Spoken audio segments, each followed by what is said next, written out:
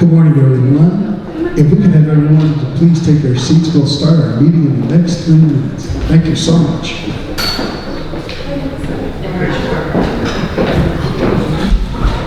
Good morning and welcome to the Maryland Commission on African American History and Culture meeting, scheduled for today, Monday, June the 3rd, 2024, here at the Banneker-Douglass-Tubman Museum.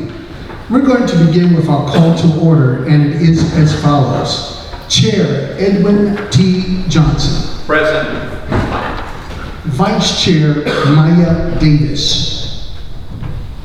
Commissioner Dr. Kali-Ahset Amen. Present. Commissioner Dion Banks. Commissioner Lori Bradford. Commissioner H. Russell Frisbee. Present. Commissioner Walter Gill. Commissioner Janice Curtis Green. Commissioner Philip J. Merrill. Commissioner Jalen Money. Present. Commissioner Brian Morrison. Present. Commissioner Barbara Paycott. Commissioner Robert Patterson. Commissioner Ada Kingston. Present. Commissioner Hakeem Tajani. Present. Commissioner Reggie Turner. Commissioner Eleanor Thompson. Present. Commissioner Kennedy Wilson. And Commissioner Wellesley Wood. To the Chair, Vice Chair, the Commission, and public at large, the notice for our public meeting for today was presented on the Commission website, as well as our local and national syndicates. And I'll now turn the meeting over to the wonderful, powerful, capable hands of our Chair, Edwin T. Johnson. Thank you. Thank you, Mr. Herbert. Please note, Commissioner Janice Curtis Green is here. Yes, sir. And I believe we now have a quorum. Yes, sir. Great. So before we begin today's meeting, we just want to pause for a moment of silence for conflict in the Middle East.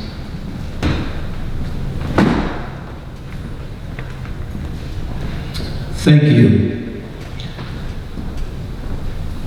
Looking to approve the minutes. Has everyone had the opportunity to review the minutes? I'll entertain a motion to approve the minutes. Motion to approve. Is there a second? Second. It's been properly moved and seconded that the minutes from the last public meeting have been approved. I'll now turn the program over to our Executive Director for the host welcome. Well, hello everyone, friends. Thank you for, it's very apropos that our last meeting for this fiscal year be held at the Banneker-Douglass Museum, which you all fiercely operate and support and govern. Chair Johnson, this will be your final meeting as chair, and we wanted to take the time to celebrate you, not only as just being a wonderful person, but as our fearless leader on this commission. So you see the purple. It's your day. So can we please give Chair Johnson a applause? We have a lot to talk about today. We'll learn about our work throughout the last couple of months, as well as our summer programming, and yeah, we're excited. So thank you for attending. Thank you so much for that. And thank you for the purple tablecloths. The great touch. So due to the full meeting agenda, I'm going to do my best to make my final chair's report, farewell remarks, as succinct as possible. And I'm just going to ask that all of the commissioners, anyone that has a report, to try to keep it within 3 minutes. It is imperative that we get the bylaws amended and approved, as well as electing the leadership for the next fiscal year. That is so important, so we need to stay on task. As I make this my final chair's report, I am filled with a spirit of thanksgiving. I'm indeed thankful to have had the honor to serve the state of Maryland in this important role. I am thankful to former Commissioner Evan Richardson, who in 2016 recommended me to complete his term. Past Chair Emeritus Lindra Marshall, Dale Green, Tamara England Wilson, and past Vice Chair Herbert Frisbee, I thank you for your confidence in me. It's much appreciated. I was elected chair on Monday, June 5th, 2023. I realized the gravity of the moment and space we were in which my mind remains one of the most pivotal eras in American history since the Civil Rights Movement of the 1960s. This administration immediately took action to address the book banning and the challenges to the legitimacy of the study of African American history as an academic discipline, as well as the emergence of revisionist histories that dilute and or provide inaccurate narratives of the African American experience. This administration continued on the path blazed by Reverend Dr. Edwin Wilson's leadership. The funding increase for the African American Heritage Preservation Grant Program was a pivotal milestone, and I'm again thankful to Commissioner Frisbee's leadership and stewardship in ensuring that the crown jewel of the commission continues to sparkle and shine bright throughout the state. This administration began in the midst of a national book ban and government probes into African American history curriculums from K through 12 through the collegiate levels. It was most concerning that state governments and elected officials, as opposed to educators, were authorized to determine appropriate academic subject matter and content. In response, this administration organized a statewide book drive in order to ensure that African American books are available to educators, school districts, churches, community organizations, associations, and others who desire to be appropriately equipped for the important work that they undertake in teaching accurate and uncompromised African American history. Thank you, Commissioners Wilson and Money, for your leadership in that endeavor. After more than a year of several failed attempts, this administration led a campaign which successfully changed the name of this museum to the Banneker-Douglass-Tubman Museum. Beginning July 1st, 2024, the name of the state of Maryland's official African American History Museum will reflect the undeniable fact that Black women have and remain significant contributors to American history. As my term concludes, I believe that this name change will be the most significant achievement of this administration. This administration was unsuccessful in a number of endeavors which will be passed on to what I hope will become the Davis administration. I strongly encourage the commission to continue to petition the state for additional funding to address the historic neglect of the museum's physical structure, as well as update the technology to ensure that visiting guests have an experience comparable to that of other state museums. I urge you to take action in capturing and preserving the Commission's history. There needs to be a record of past chairs, vice chairs, and commissioners and their years of service, which is maintained and updated. Remain engaged with past commissioners. They are an invaluable resource to current and future efforts. As I stated earlier, the African American Heritage Preservation Program is the Commission's crown jewel. As the Commission website is updated, I would strongly encourage the strategic use of the website to amplify and illuminate the program sites and history. This administration is most thankful for the unwavering support of House Speaker Adrian Jones, Senator Corey McCray, and Delegate Shanika Henson. It is my hope that they will remain Commission allies and that other elected officials will also see the importance of our work, particularly at this specific time in American history, and choose to champion the cause of the Commission and the museum. The individual who has been most invaluable to the success of this administration, I'm eternally grateful to Executive Director Chanel Compton Johnson. The pause here for applause. She has been both my right and left hand, Executive Director Compton has led the staff with excellence. She successfully increased the staff and every program has been absolutely exceptional. Those of you all who missed the program this past weekend, we had a HBO actor here, just outstanding programming. The growing staff of the museum, and we've been saying for years that the staff is small but mighty, but it's been growing, and it's not as small, it's medium-sized and mighty. LeBron Herbert, Sabria Hassan Ismail, Jan Lee, Taylor Means, Tamika Miller, Martina Dodd, Taja Copper, Ola Abiola Akintola, Officer Murray, Anthony Smoot, and Linda Pez. Thank you, thank you, thank you, thank you.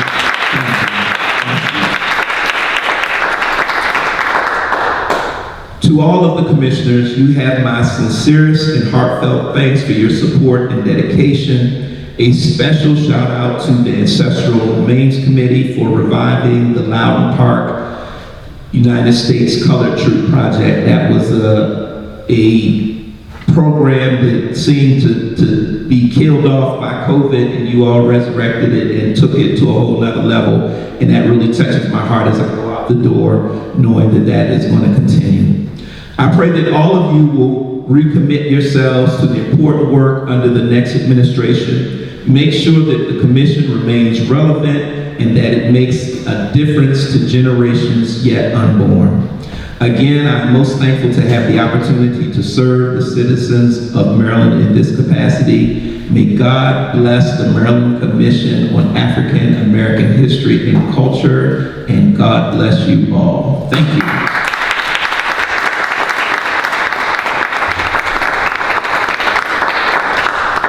Now I'm going to turn it over. No, you're not. Yes, to get to the. It wasn't enough. That's not it. We're not just stopping with purple tablecloths. We got more to show. So, Vice Chair Davis, if you can come on up. Mr. LeBron Herbert, if you can come on up, sir.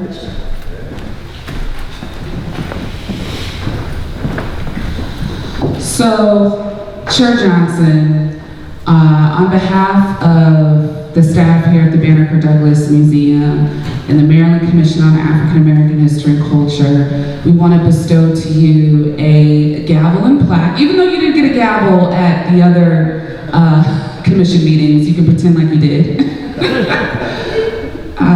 And we have a governor's citation as well as a citation from the city of Annapolis.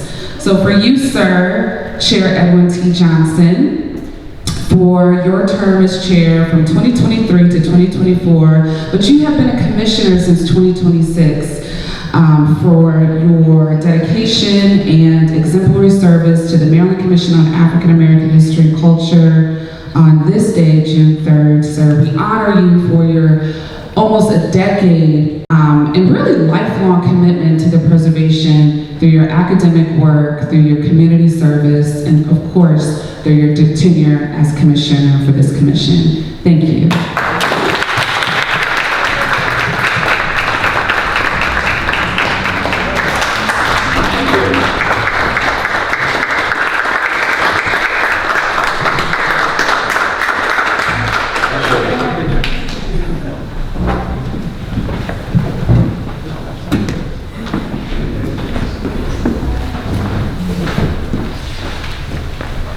And we have some citations for you. I'll read these to you. I got the honor of being able to read these citations as Edwin's vice chair, but also the person outside of Commissioner Frisbee who probably has known him the longest in the commission. I remember when he actually joined the commission, I wasn't on it yet. I was just a member of the public. So it says here, the state of Maryland, Governor of the state of Maryland to Edwin T. Johnson, greetings. Be it known that on behalf of the citizens of this state, in recognition of your unwavering dedication, vision, and leadership to the Maryland Commission on African American History and Culture, as well as making history with your execution and getting the museum name changed to the Banneker-Douglass-Tubman Museum, we are pleased to confer upon you this governor's citation. Thank you.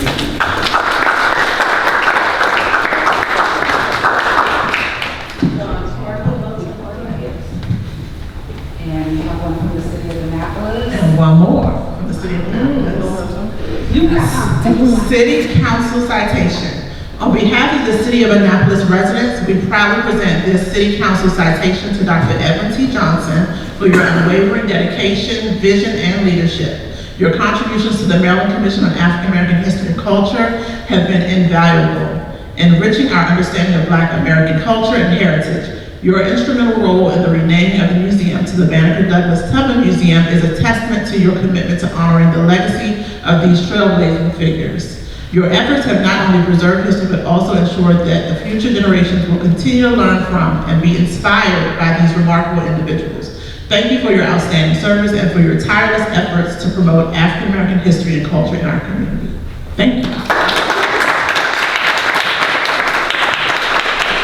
And sir, we, as a commission, as a staff, and many community partners put together a compilation video, and it was supposed to be a short video, but because of how many supporters and admirers you have, it's pretty much a documentary. So that is being aired and looped downstairs in the lobby that you can all enjoy during our reception. And again, on behalf of all of us, we thank you.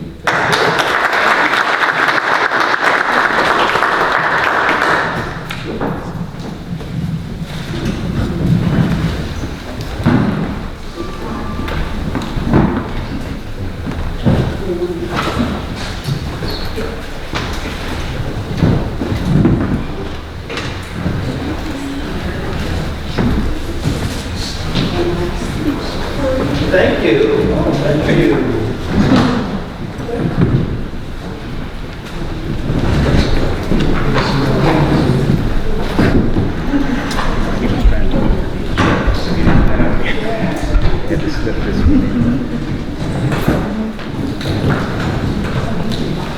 Thank you all so much for those tokens of appreciation. I am touched. You blessed me.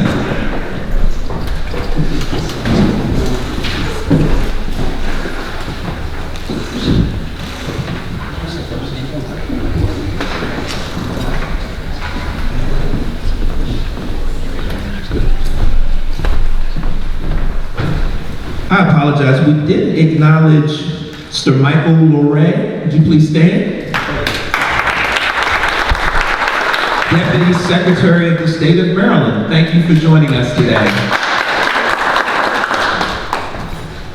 So I'm going to change the order and we'll have the director's report to give Vice Chair Davis a chance to get settled. All right, I'm going to do this really quick because we have a lot to get done today. Chair Johnson said, we don't have time for this when we were giving him the award. It's like, you better take your flowers. Okay, so my director's report, I'm going to put in lightning speed.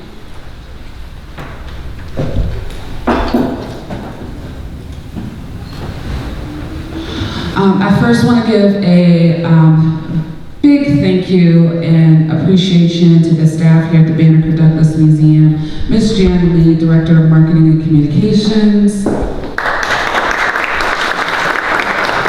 Ms. Martina Dodd, Curator of Collections and Exhibitions. Abiola, Education Coordinator Extraordinaire. Mr. Laron, Administrative Manager. Ms. Shelley Holland, our CFO. And those that are not here today, Sabria Hassan, our Director of Programs, and Tamika Miller and Taylor Means. They are our African American Heritage Preservation Grant staff. So we have grown in our staff capacity of over 50% in the last year here at the Banneker-Douglass Museum. So this is a really exciting time. Much of the work that I'm going to be sharing with you today really amplifies the hard work, dedication of our commission and staff here at the museum. So, onward and upward. Director's report, June 3rd. Oh, I wrote this. Okay, yeah, sorry. All right. So, some FY 2024 priorities, this isn't new to you commissioners, but I like to bring this up in every director's report just to, reorient the public and ourselves.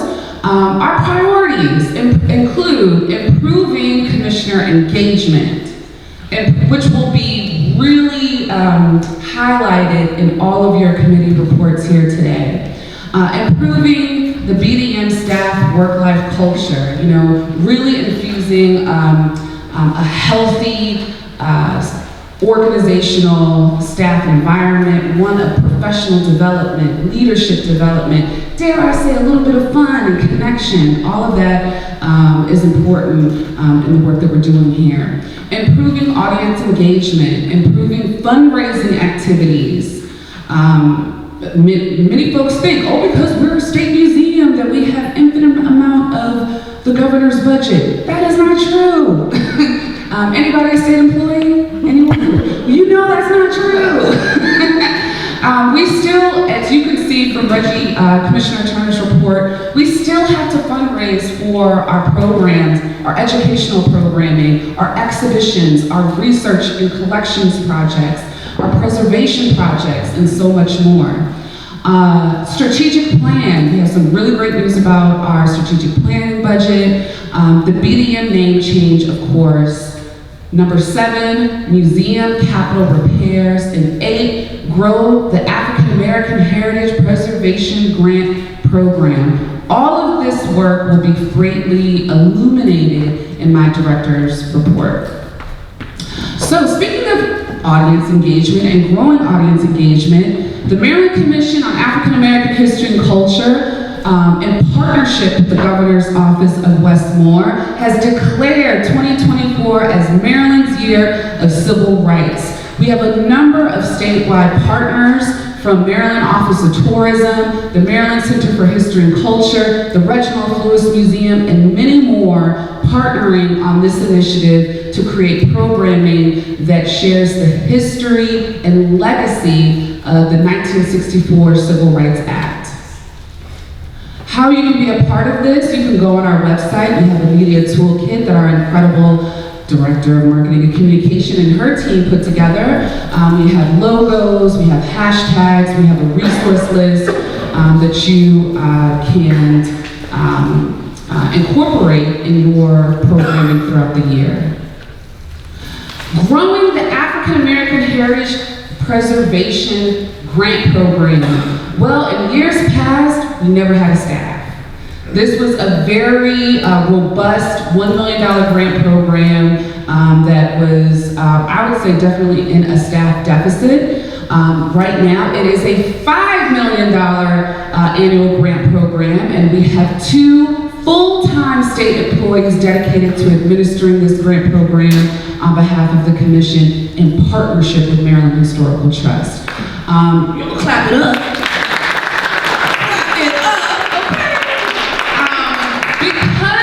Because we were able to grow in our staffing, what does that mean? That means that African American heritage sites can get the proper support, right? The proper training when it comes to their capital projects and also their non-capital projects as well. So having that support on capacity building, grants management, that's something that our staff offers all year long. In the last couple of months, from April until June, Tamika and Taylor have attended 11 site visits throughout these last couple of months. And on top of that, Tamika, our grant staff, reported that last year we had a record number of 108 applications. This year we'll have at least 150 applications. The deadline is July 1st. You can, please excuse the typo, but it's June 3rd at 4 p.m. today is our last grants workshop. So if you would like to RSVP to that, please go to our website. BDM visitation. Our marketing and communication programs are growing. We have reached 46,884 individuals within the last 2 months, April and May, through our on-site visitation, our outreach numbers, meaning our after-school programming, our website and social media campaigns. and so much more. So media highlights. We have been on at least 12 media outlets. We've been getting a lot of press around the new exhibition, Revisit, Reimagine, as well as our museum renaming. Speaking of improving staff work-life culture and professional development, Jan and Taja attended conferences within the last couple of months to increase their leadership when it comes to marketing and communications. And we also have a new summer brochure outlining our spring and summer programs that you can take a peek downstairs in our lobby. Facilities, improving the facilities, that was another priority for our FY 2024 priority list, which is improving the facilities of Banneker-Douglass Museum. We have new and improved security cameras. We have, finally, we have Wi-Fi, thank goodness. We have new lighting in our exhibition spaces and throughout our building. We have a new phone system, and of course, we have dedicated volunteers and docents providing 28 hours of volunteer service. Exhibitions and collections. We are in process of onboarding an exhibits manager, so stay tuned to that. We have we found a Walter P. Hill Fellow yet? Not yet, okay, but we've received applications for this summer, so we have a fellowship program that we will soon fill, and we were just awarded $10,000 from PNC Bank, which will go to our 2025 exhibition, and we just completed a docent guide for Revisit, Reimagine.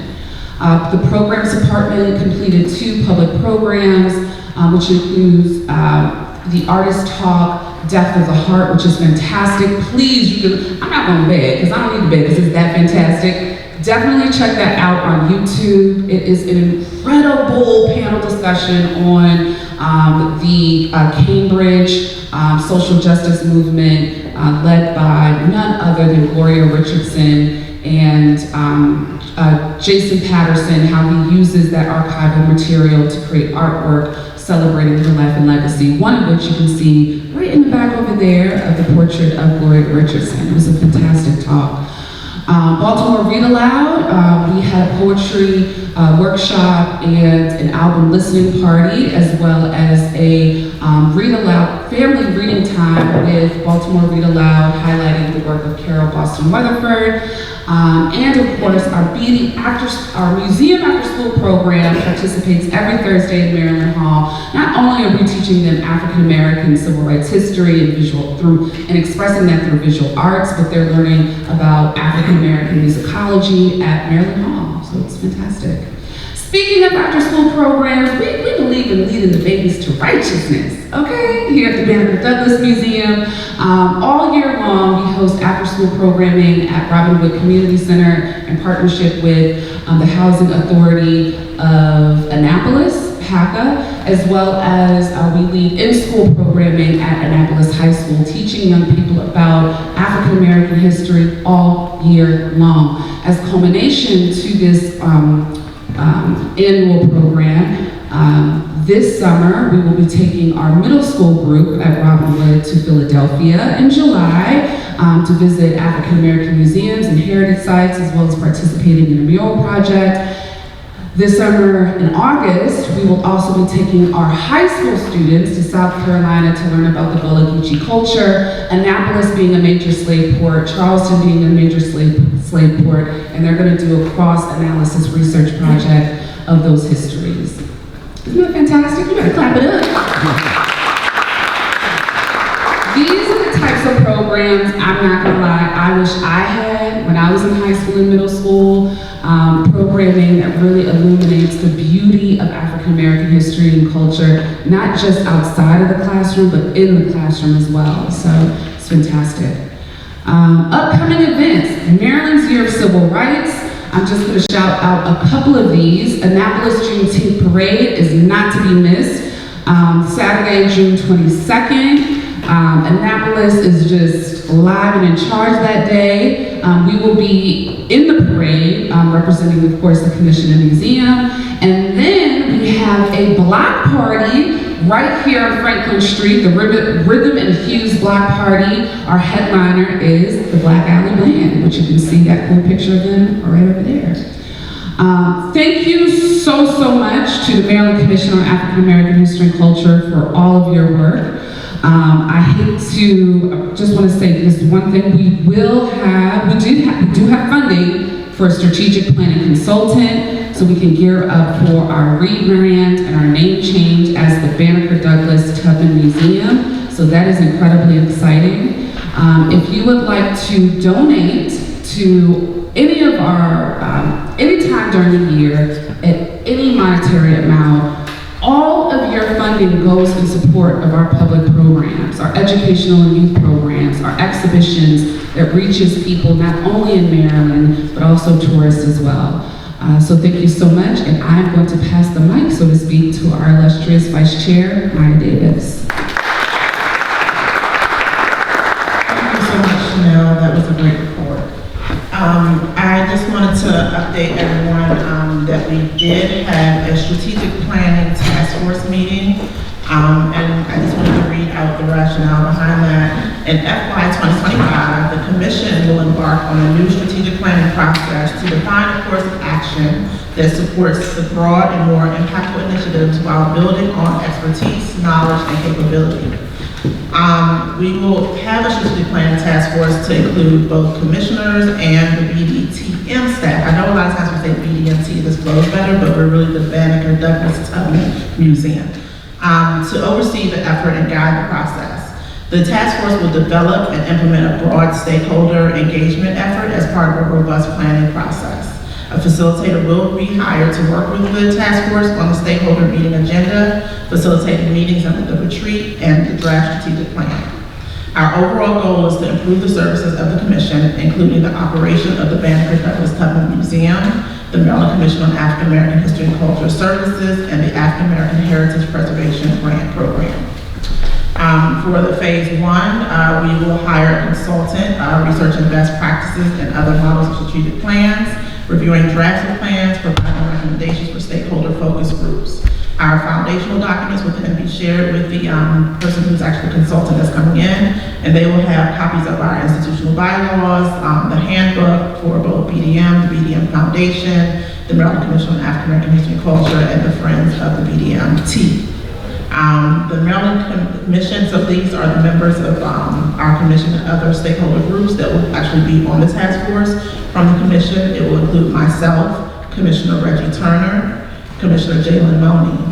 Past volunteers that we will have involved include Yuta Butler and Sonia Swider, and we are going to be reaching out to a past commissioner for some of that institutional knowledge to be on that committee. The African American Heritage Preservation Grant staff, including Taylor Means, Stacy Montgomery, and also our Commissioner Kali-Ahset Amen, who is actually an MHT grant reviewer, so we are going to have her be a part of that. And then from the BDTM staff, we have Chanel, Sabria, Jan, Martina, Shelley, and LaRon, who will all be a part of that. From the Friends and the Foundation, we will have, is that Cherie Queen, Chanel?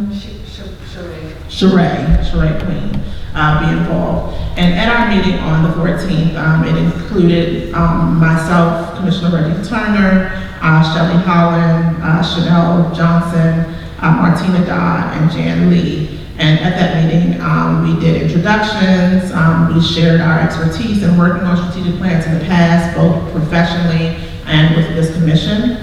We looked at the overall goals of the strategic plan phase, including formalizing the task force, hiring a consultant, and identifying working groups for phase 1. Phase 2 includes establishing the focus group and stakeholder meetings and drafting a plan. And then phase 3 is make the plan public and activate the plan. We also discussed members of the strategic planning task force, which I just shared with you. We did realize that we needed more gender diversity, and so we may be reaching out in that capacity, but we want to make sure that our group is not too large. We will then have like our phase 2 to include all the commissioners in those stakeholder meetings, so you will have an opportunity to share your opinions and your feedback on that. And then for next steps, we meet again on Wednesday, June the 26th at 10 a.m. To 11 a.m. And then Shelley will look into sharing information and documents to the committee on a file sharing service so that we can actually have access for everyone. And with that, that concludes my report. Thank you. Thank you, Madam Vice Chair. We'll now have the Finance Committee report from Commissioner Reggie Turner.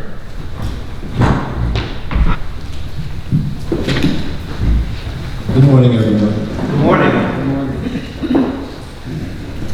For fiscal year '24, we were appropriated $1.6 million. Right now, we have about $294,400 that's still remaining of that amount. So that's about 18% of that appropriation that still remains. The one outstanding position that we have available is the exhibits manager that still has not been fulfilled as of yet. Well, we're making an offer this week. Fingers crossed. So soon and very soon, right? In regards to our capital budget, there's roughly about a $10,500 balance that's remaining, but we have a payment that's going to be going to the Maryland Department of Information Technology. That's going to be coming up soon. For fiscal year '24, in regards to our capital grants, our $3 million that was just recently approved by the Board of Public Works. So that those funds will be able to be used for the capital improvement projects that are coming forward. The other thing that we have talked about in our committee meeting is that we will be having a special meeting in regards to looking at the financials through May of 2024, and then also an overview of our state and foundation budget for fiscal '25. Also, what was included in your packet was, and thank you, Shelley, for this, is just a breakout of those different sources of funding.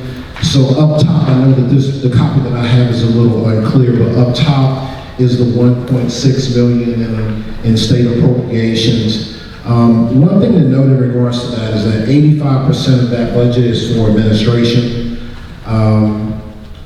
And then another large significant portion is for facilities. So the other parts of for programming and other things, it's not robust. And that's where our need comes from, to continue to fundraise, as Chanel was speaking of earlier. And then below that, if you look at the different grants that we have received that is dominated by the $3 million that has come in for the capital grant that was just approved. And then there's $100,000 that is for an IMLS grant. So again, of all these buckets of money that we receive, fundraising still needs to, and grant writing still needs to be a very important part of what we need to do to grow our platform. And if there's anything else, those are all the highlights. So unless there are any questions, There are no further questions. Thank you, Commissioner Turner. And we'll now have the African American Heritage Preservation Grant report from Commissioner H. Russell Frisbee. Thank you, Mr. Chairman.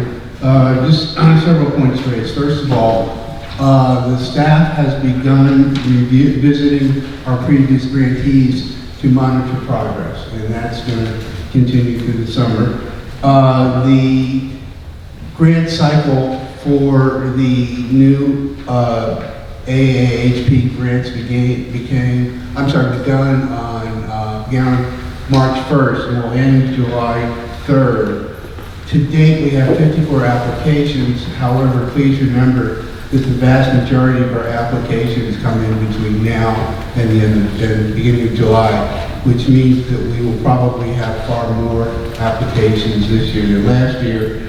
I'd like to thank those commissioners who have volunteered already to serve on the committee. Number one, we need more volunteers. Secondly, what we're starting this year is to get community volunteers to assist us. And again, I know that Taylor reached out to the commissioners for suggestions, and we're still open for that because we're going to have a lot more work this year.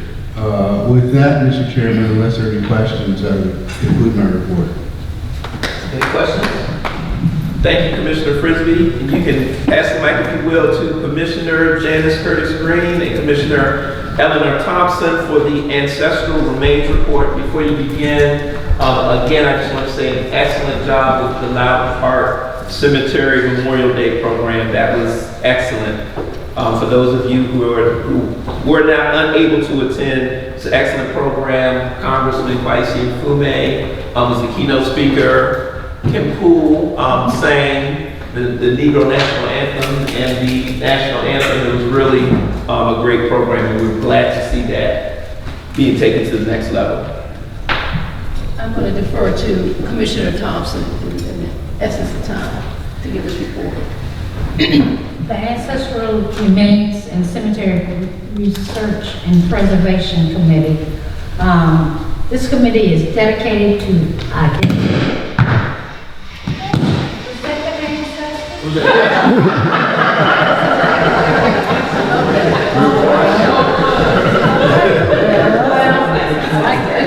Well, was it Harriet Tubman? One of them, but anyway, here we are. This committee is dedicated to identifying the remains identified as having African American origins and currently housed at the Maryland Archaeological Laboratory, and giving those remains a sacred burial with family or community. We are also involved with honoring historical cemeteries and the ancestors. Our committee members are myself, Eleanor Thompson, Janice Curtis Green, Commissioner Ada Pinkston, Lori Branford, Barbara Baker, and Philip Miro. We are working with the Maryland Historical Trust, Elizabeth Hughes, and the MAC Lab down in Calvert County, Patricia Sanford, and Rebecca Morehouse, as well as Brian McKnight. Our last meeting was May 17, 2024. Our next meeting is June 21st, 2024. Standing committee dates is the third Friday each month.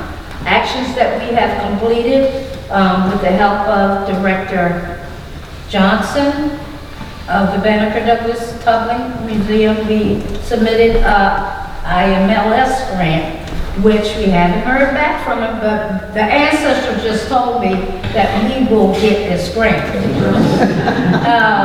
We established a Microsoft Teams document folder. Google Forms were sent out to potential connections to the remains in local communities. To date, 39 responses have been received. We successfully had an engagement descendant communities meeting in Queen Anne's County. That was the first kickoff, April 27, 2024, at the Kennard African American Cultural Heritage Center, which was a colored school in Queen Anne's County. We previously gave funding years ago to that project, and is successfully engaging in the community, and the restoration of this center, it helps to educate the people in Queen Anne's County with various projects. We successfully had community meetings at Calvert County, Brooks United Methodist Church, which is connected to the Underground Railroad, and it was a success. And that Memorial Day at Loudon Park, honoring the United States Colored Troops, it was just awesome. Here's some things that we plan on doing in the future. We have to arrange engagement community workshops in various different areas because people move from different places. So we really want to reflect on the places where the remains were held. But however, we want to reach out to the communities as well, surrounding communities, because we know that our descendants move from place to place, so therefore they can actually Sold from place to place. well, sold from place to place, so they can actually engage in this. This is something new. We're developing the regional meetings. The next one will be held in Annapolis, Maryland. It'll probably be June 6th. It's on a Saturday. And Dr. McKnight will continue to refine the template and outlines that questions need to be answered with the information that was provided to establish cultural affiliations. Me, Ada Pinkston, and Commissioner Green have worked very, very hard developing new programs for this. And I just want to, thank Commissioner Pinkston for coming on board with the commission with her new ideas and engaging in the community. Thank you. Oh. I'm sorry. Additional comments. We want to thank Congressman Mfume, Kim Poole, Elizabeth Hughes, the staff of the Maryland MACLAD, and everybody attended the descendant workshops. Brian Solomon and the staffs of Veterans Administrative for contributing to our success, and you, Chair Johnson, for your support throughout the years with this endeavor. I thank you very much. We thank you.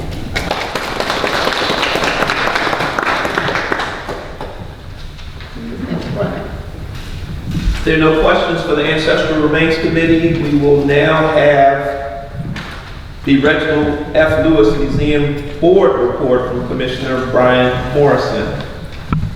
Good afternoon, everyone. So at our last meeting, we discussed a couple of items that were going on with the Reginald F. Lewis Museum. One of our goals is to continue to build the ecosystem of culture and arts in the African American community, and we're looking at developing our partnership with the Reginald F. Lewis Museum to enhance both of our efforts to fulfill both of our missions, which is basically the same mission. So in that spirit, the Lewis Museum had its annual gala, and I'd like to thank Commissioners Amen, Pinkston, and myself. We all attended, as well as Executive Director Johnson. We had a very wonderful time. It was themed for the Pennsylvania Avenue reinvigoration or rebound, I guess we could call it that. Also, I'll be working with I reported last time on our Summer Teacher Initiative or Maryland Civil Rights Movement, which is continuing that partnership that was spoken about earlier for a celebration of Maryland's history in the Civil Rights Movement. That Summer Teacher Institute will be held from July 29th to August the 2nd. The next Lewis Board meeting is coming up on June 13th. And well, as far as a topic for us to consider, I was finishing out a term of Commissioner Frisbee's, which comes to an end in July. So there'll need to be some consideration on going to fulfill a full term on that board. It's something that need to be addressed. As far as continuing support, I'd just like to ask that, and I asked them to do the same thing, that we continue to support the Lewis Museum by becoming members, subscribing to their newsletter, use their facility, and attend events there. And coming up this summer, I'm sure Director Johnson will be at the African American Association of Museums Conference. There's going to be a reception at the Lewis Museum. And here. Oh, we have one. Okay, so there's going to be a lot of receptions that we can all attend and have some of that wonderful food that they give out at these receptions. And that concludes my report at this point. Any questions? Thank you, Commissioner Morrison. Next, we will have the statewide ad hoc book committee report, Commissioner Kennedy Wilson.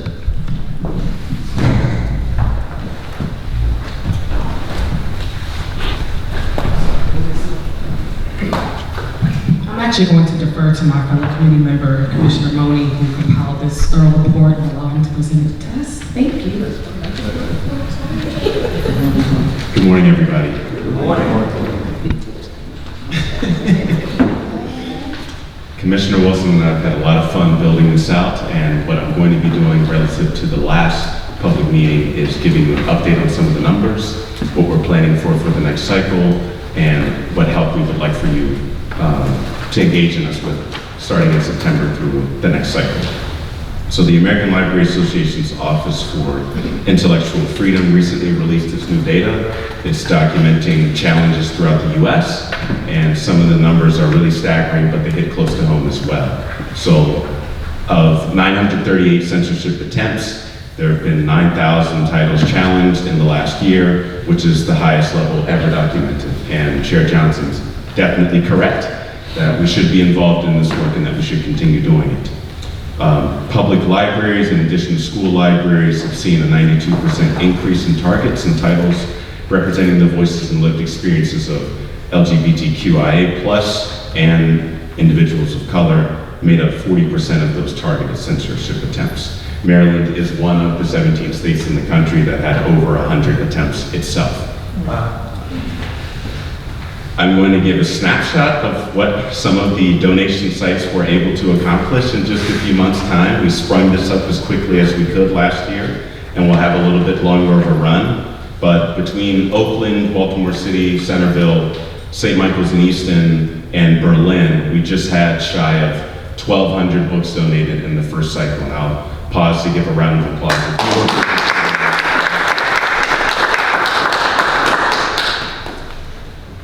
Now, the long-term home of the books is something that we've been addressing as a committee, and we'll be speaking with museum staff and commission leadership about for the next cycle. But there's two examples that I'd really like to highlight. The first of which has been at Kennard African American Cultural Heritage Center in Centerville, as Commissioner Thompson was just sharing about for the Remains Project.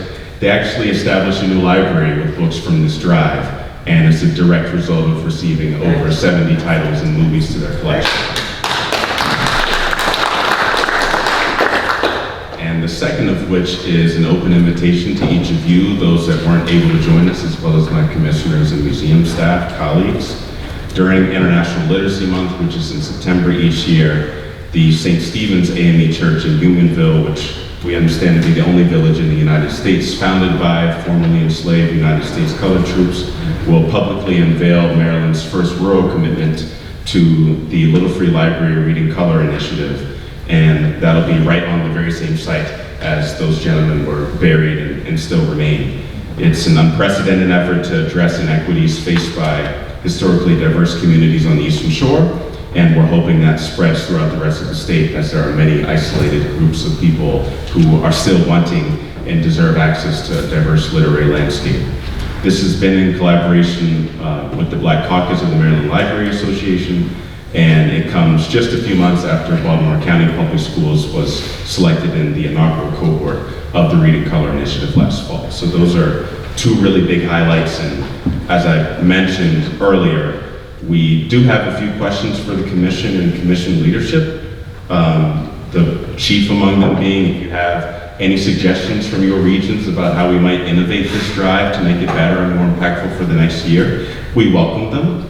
And just know that we highlighted two of what could be 24 examples the very next cycle for how the books will live long term. And I'll close by just giving a little bit of background on our decisions. So far this first cycle, several public library systems across our state either outright declined participating in the inaugural drive, citing political tension or institutional policies and lack of capacity to fulfill the commitment of being a donation site. Systemic barriers remain insidious, but other systems who did not participate in the first drive did acknowledge either minimal awareness or a robust desire to participate and redeem their system in this coming cycle. The commission and committee will continue to need to fight to ensure inclusive and diverse literacy is focal not only to these municipal agencies throughout the state, but join forces with change agents who are community-based and share aligned goals with this commission. So thank you all.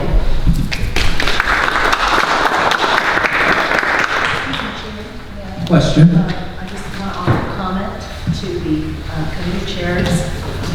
Just very briefly, I'm just so impressed by this report. Thank you to you both.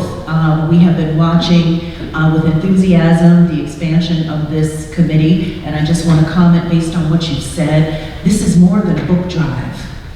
You all are involved in institution building. This is something to really take note of. You're expanding literacy but cultural literacy, importantly. And so as we move forward, I just see a real broad trajectory for this book drive, and it may even potentially no longer be named the Book Drive Committee because so much more is happening and it has such great potential. So I just wanted to say thank you.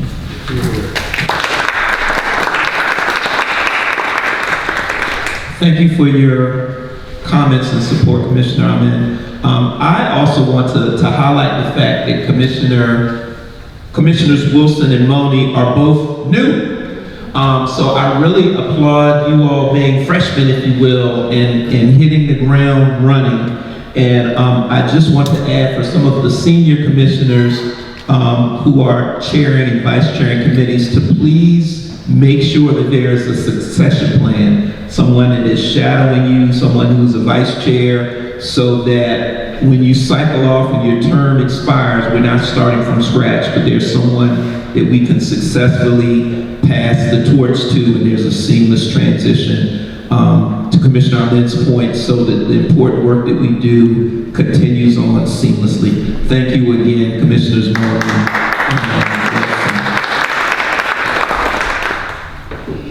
So next we will hear from Commissioner Ada Pinkston on the Harriet Tubman Lifetime Achievement Award report. Okay, thank you. The Harriet Tubman Lifetime Achievement Award is a subcommittee of the Banneker-Douglass Museum Program Committee. And the award honors the extraordinary life and legacy of Harriet Tubman, an American icon whose tireless fight for freedom and equality continues to inspire generations. The Harriet Tubman Lifetime Achievement Award celebrates women who embody Tubman's spirit of activism, courage, and unwavering commitment to justice. The committee is responsible for organizing the nomination and selection process for the award. I'm the co-chair along with Commissioner Kali-Ahset Amen. The members are Commissioner Janice Curtis Green and former Commissioner Cheryl McLeod. The dates of our last meetings were May 1st, May 22nd. The date of our next meeting, and also May 29th, that was a past meeting. Our standing meeting dates are the third Wednesday of each month. So these are the action items we completed. We established a rubric and format for nominations based on the foundation from previous years. We also established a timeline for nominations and selections. And after this meeting, we are going to distribute the nomination criteria to ensure that each commissioner participates in the process. The date of the award ceremony is to be determined in collaboration with the Banneker-Douglass-Tubman Museum staff. All commissioners will receive an email with a link to a jot form. So the nominations are going to be done virtually. There's going to be a jot form to submit the nominations, and it is due July 15th at 11:59. In our packets, you'll see the criteria on the next page. I'm not going to go through all of that, but you guys can read through this on your own, and that's it.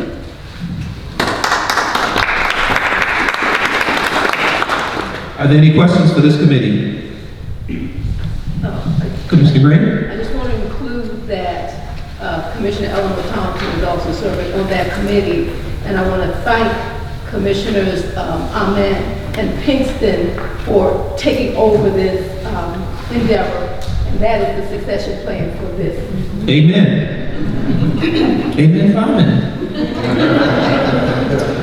All righty, so next, if there are no additional comments or questions, we're going to move to address the decisions of the Open Meetings Act Compliance Board, and then the summary of the closed meeting, both by Commissioner Janice Curtis Green.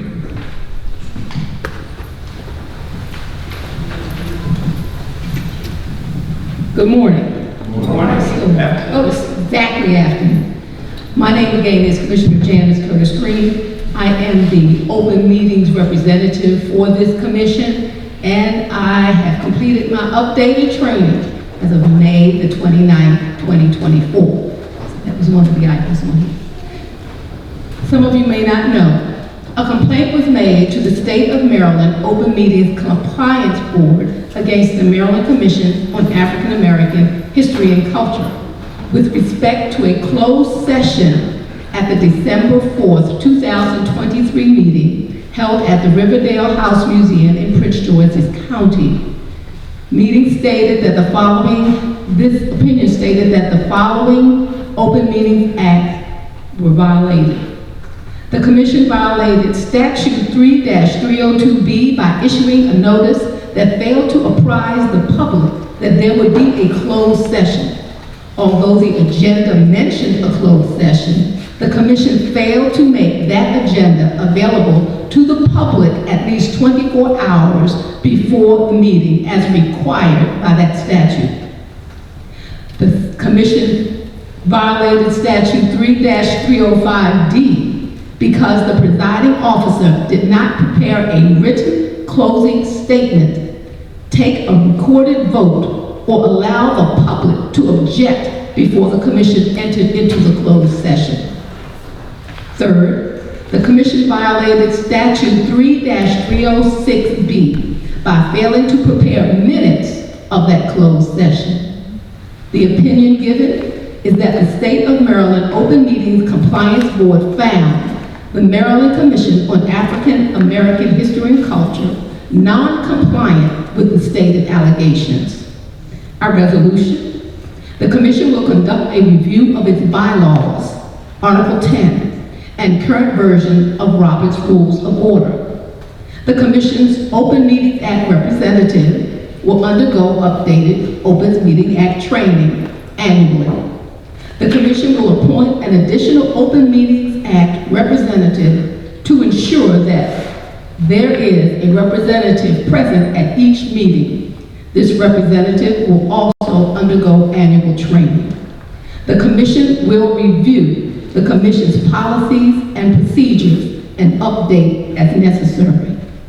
The Open Meeting Act requires that a copy of the opinion of the State of Maryland Open Meetings Compliance Board against the Maryland Commission on African American History and Culture be signed by a majority of the commissioners and returned to their office. I will now pass a copy of that opinion to all commissioners here present for their signatures. If you will kindly sign the back of this opinion. Hold on, Jacob.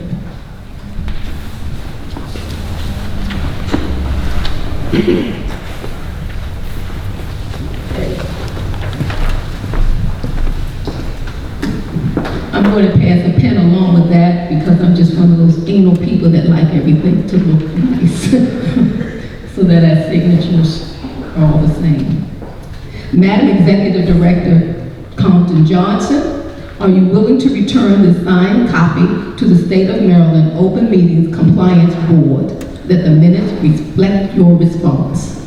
Yes, ma'am. This summary was prepared and read by none other than Open Meetings Act Representative Commissioner Janice Curtis Green. This day, June the 3rd, 2024. Thank you.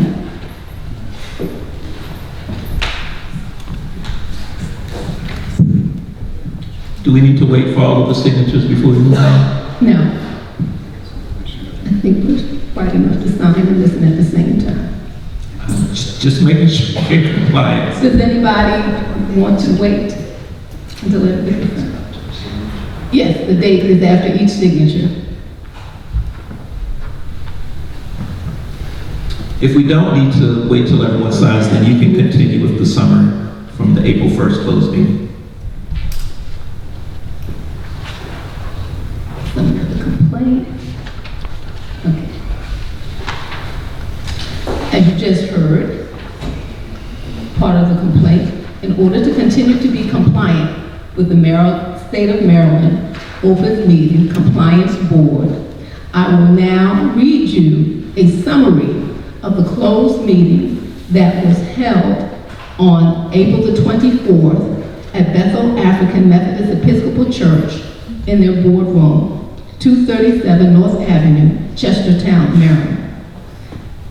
The Open Meetings Act was not violated at this meeting because a closing statement of the open meeting was made, it was voted, and a record of that vote was taken.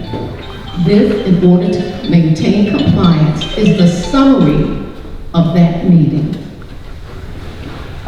The members that attended were Kali-Ahset Amen, Dion Banks, Lori Bradford, Maya Davis, Janice Curtis Green, Philip J. Merrill, Jalen Money, Brian Morrison, Barbara Paker, Ada Pinkston, Hakeem Tajani, Reggie Turner, Eleanor Thompson, Kennedy Wilson, and of course, Chair Edwin T. Johnson.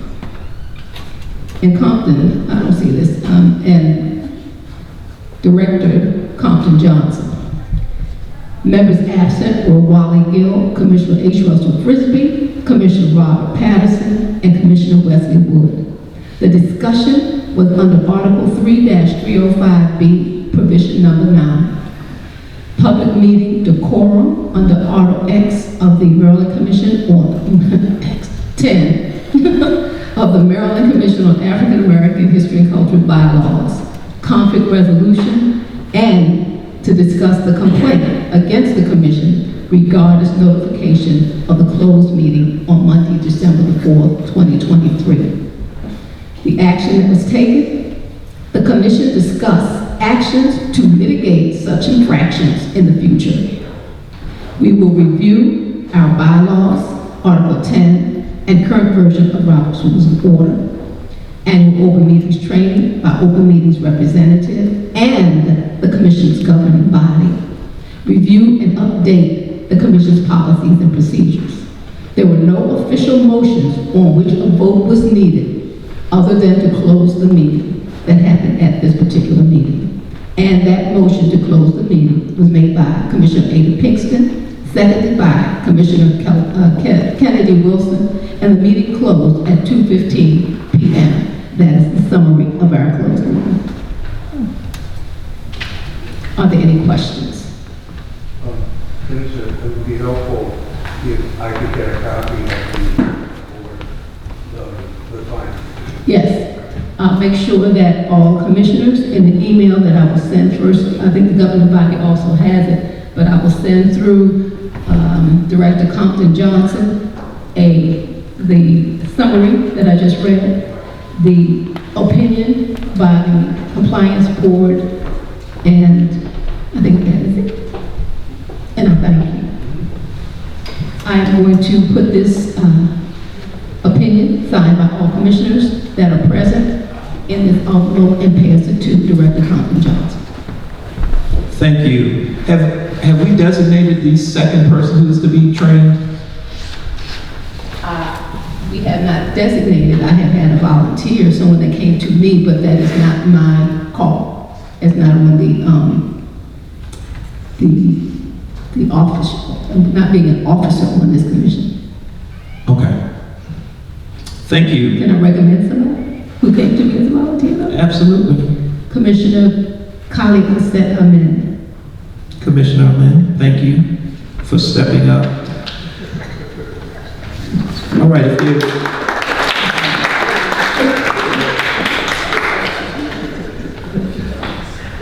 if there are no other questions or concern about either of these matters, thank you, Commissioner Green, for dotting those I's and crossing those T's and making sure that we are, in fact, in compliance and handling everything in decency and in order. So next, we will review and hopefully approve the bylaw amendments. So if everyone should have received two handouts, one is a single sheet with rationale at the top left-hand corner. The other one is the bylaws. Is there anyone who is not equipped and ready to move forward?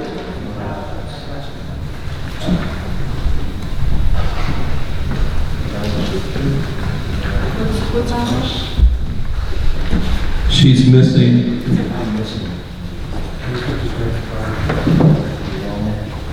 Anyone else missing?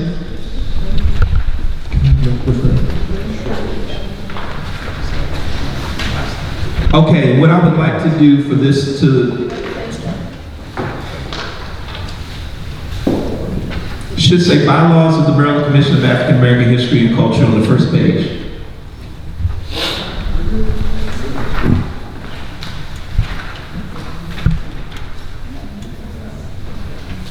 Are there any extra copies from the commissioners who are not in attendance?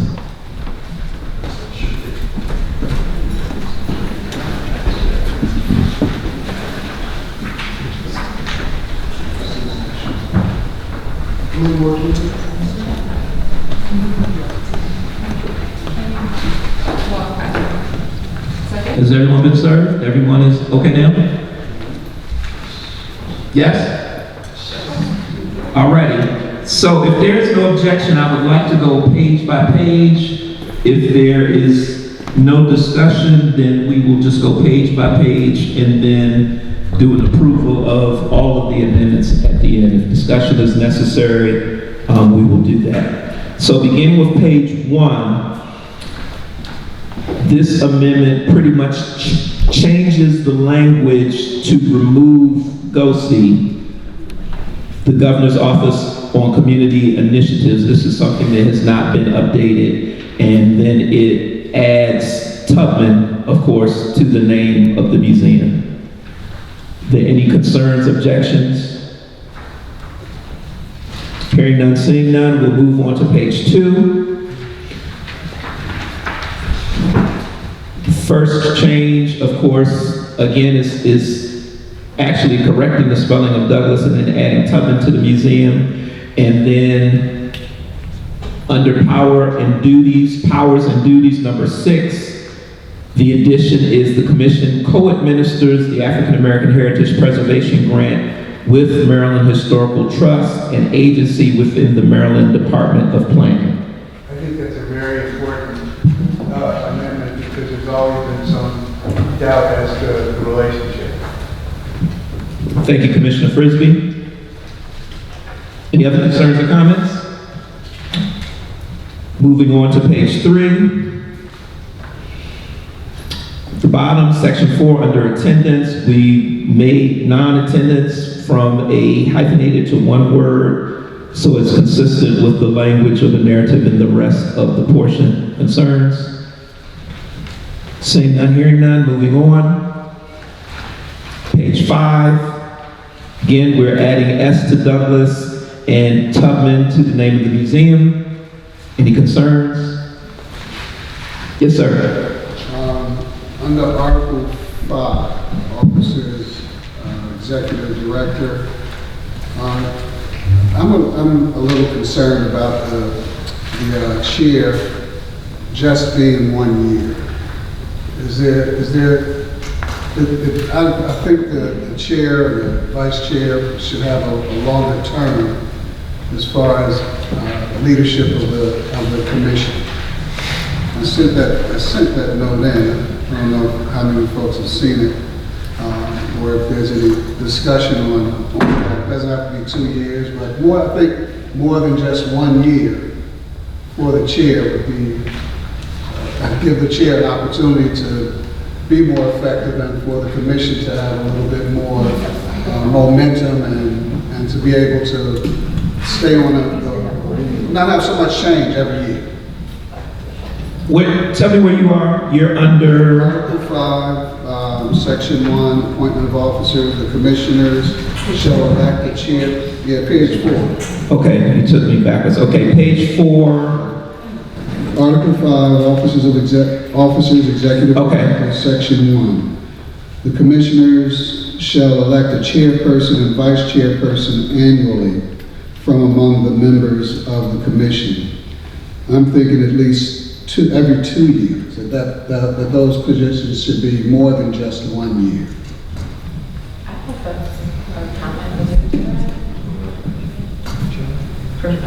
Is it possible for a chair or vice chair to get elected twice in a row, for instance? Because I feel like it's a huge workload, or I would imagine it would be a huge workload, so maybe that's why it's a year, so that if somebody wants to continue into the second year, they can put their name forward a second year. Additional discussion? That is correct, that people can put their hat in the ring multiple times. Then the other thing is that what happens is when you have a chair serve for multiple years, if someone comes in on their third year and their terms are like 4 years, if we were to put them on a 2-year term, the term would run out in the middle of that. So, it's just dependent on what our group feels is the best plan of action. But it is a challenge when you think about overlap and then also thinking about that institutional knowledge being passed down and being able to train someone. Just like that. Any other discussion? It also requires a great deal of travel to the office of chair also requires a great deal of travel. Many people are still working. We're hoping that we continue to get a younger group of commissioners who are still active in the workforce. And that is a large endeavor to ask a person to take on 2 years.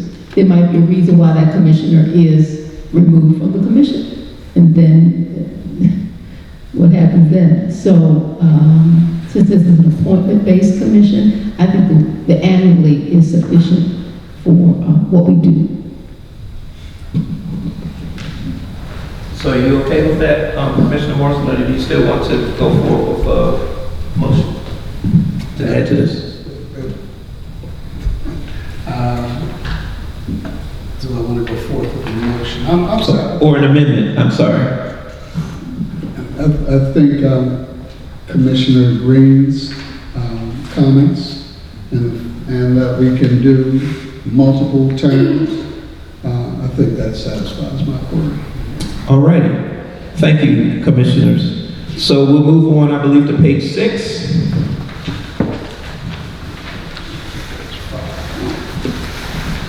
So changes. All funds received or expended by or through the commission shall be received or expended in accordance with the procedures as established by the state of Maryland and the Banneker-Douglass Museum Foundation. So again, we're removing BOC. Depending on the funding requirements, funds will be deposited to the Banneker-Douglass Museum state account or the Banneker-Douglass Museum Foundation. Any concerns? Do we need to change that to the Banneker-Douglass-Tubman Museum Foundation? Yes, we do. State accounts. State account but not foundation, because only the Banneker-Douglass Museum Foundation can change its name. I'm sorry, repeat that for me. We would make the first change, it would be deposited to the Banneker-Douglass-Tubman Museum state account. But with regard to the second Banneker-Douglass Museum Foundation, only the foundation has the legal right to change its name. Got it. So we're going to do a strike through the Banneker-Douglass Museum Foundation. No, we would leave that, but we didn't. We just can't add something. We wouldn't add covenant to the. The Banneker-Douglass. So this has to be revisited, I guess, after July 1? Well, I think that, I'm not sure if we can revisit it, but it would take the museum, the foundation board to do it. So it'll be the Banneker-Douglass-Tubman Museum state account or the Banneker-Douglass Museum Foundation. So we're just adding Tubman to our state account. We have the foundation president. Yes.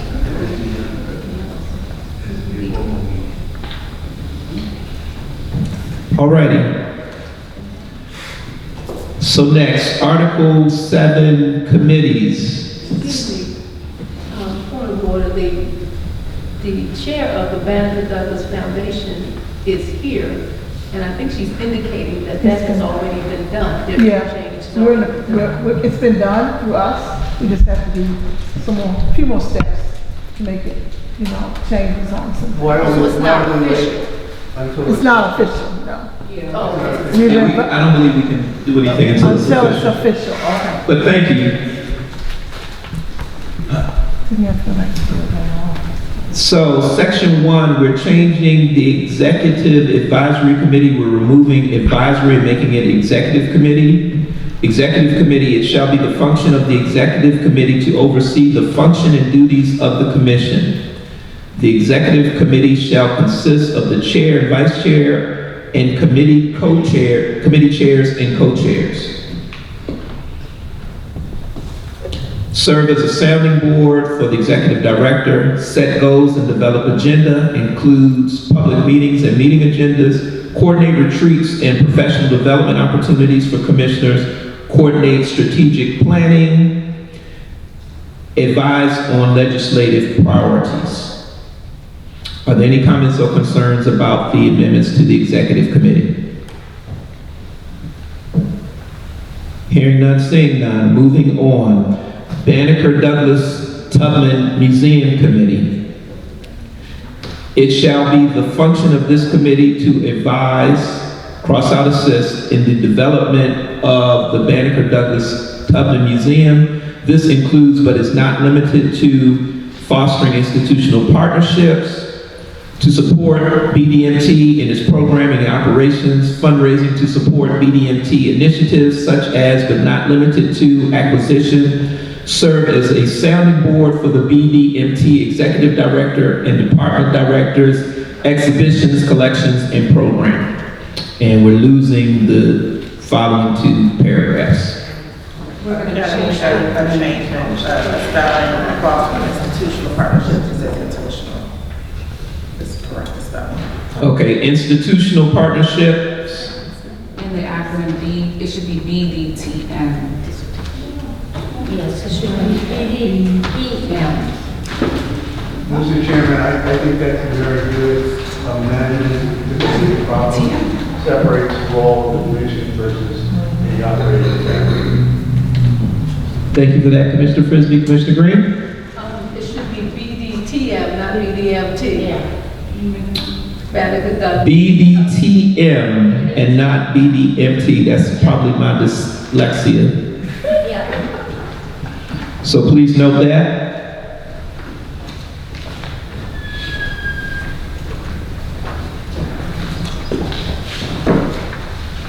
Is there any other discussion dealing with the Banneker-Douglass-Tubman Museum Committee? Chair. Commissioner Amen? I realize I'm stepping back just a moment. A question has just emerged for me under Article 7, Committees, Section 1, last statement, just a point of clarification, where it indicates the executive committee shall consist of the chair and vice chair and committee chairs and co-chairs.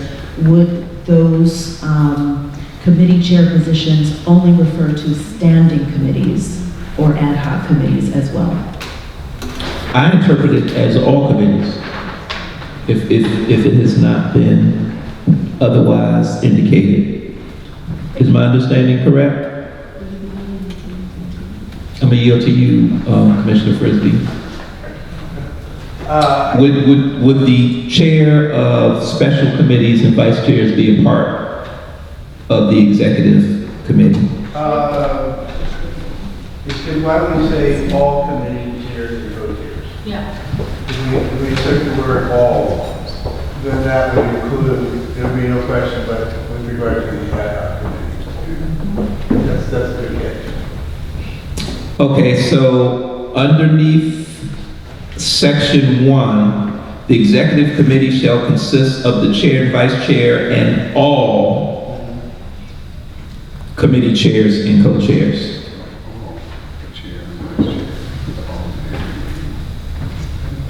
Well, it's chair and chair and vice chair of the commission, and then all committee co and vice chairs. Did you have a comment, Executive Director? No, I was just thinking about coordinating strategic planning. So we do have a strategic ad hoc committee, but it's really important for this. It's my understanding it's important for this committee to initiate strategic planning as needed. Is that, that not necessarily being the ad hoc committee to execute the strategic plan, but they would initiate when the strategic plan is necessary every 4 to 5 years. Yeah, I'm comfortable with coordinating and executing being two separate functions. Okay. Any further unrest or discussion or concern? Seeing none, hearing none. I believe we're now on page 7 at the top, historical communication and public relation. It shall be the function of this committee to support the research and marketing and promotions of the Maryland Commission on African American History and Culture. It shall be that function of this committee to direct and engage in historical research, conduct the survey of historical buildings, sites, artifacts, archives, and repositories, and publish and disseminate these findings and information. The Historical Communication and Public Relations Committee's responsibilities shall include, but are not necessarily limited to, serve as a sounding board for the BDTM Marketing and Communications Department, locate, preserve, and disseminate information to the public about significant events, sites, and figures relating to African American history and culture at public meetings, publish the Maryland Commission on African American History and Culture newsletter, publish Maryland Commission on African American History and Culture public statements to be approved by the Executive Committee, support the BDTM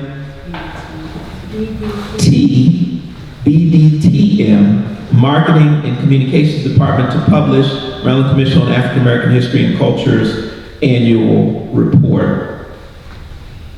And then we are losing communication, public relations, interorganizational relations,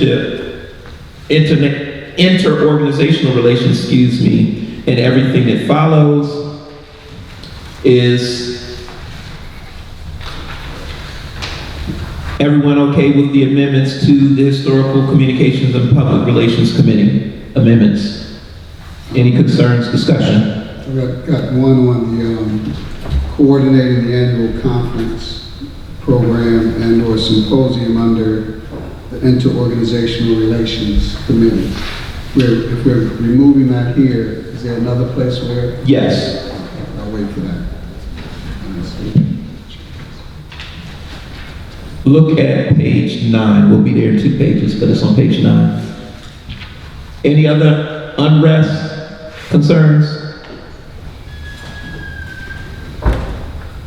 Seeing none, hearing none, I'm moving on to page 8, Nominations and Governance Committee.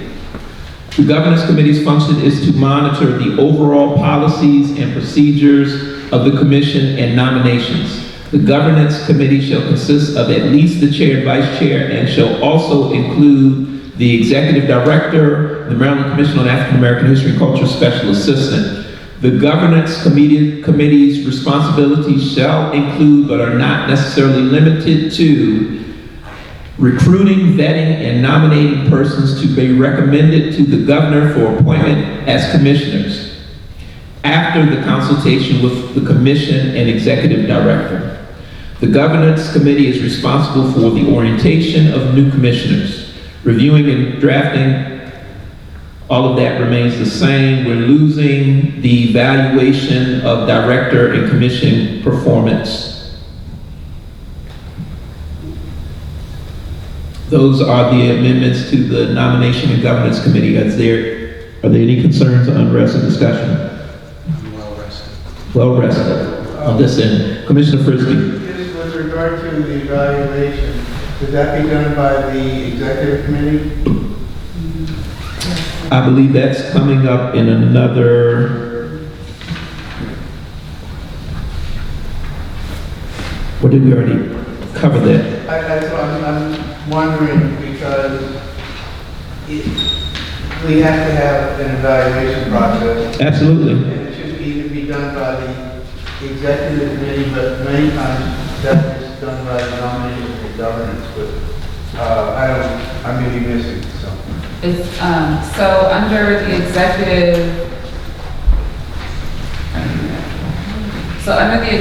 committee, It's page 6. it says, per the recommendations of the chair and vice chair, develop evaluation metrics and procedures to evaluate the executive director's performance. Okay. We could include commissions. I don't think that's. No, we need to specify evaluation somewhere. Yeah, it already existed under what was then the advisory committee. But to your point, there is nothing to address commissioner performance. So do we want to add that? If everyone could go back to page 6 under executive committee, 1, 2, 3, 4, 5. It's the 5th bullet down. Per the recommendation of the chair and vice chair, develop evaluation metrics and procedures to evaluate the executive directors and commissioner performance. Would that satisfy you, Commissioner Fritz?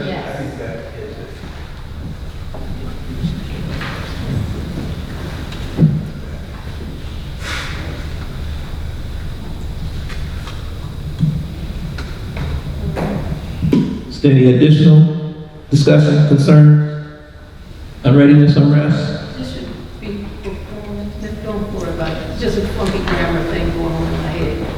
At some point, I'm going to move that medical issues be referred to editing committee.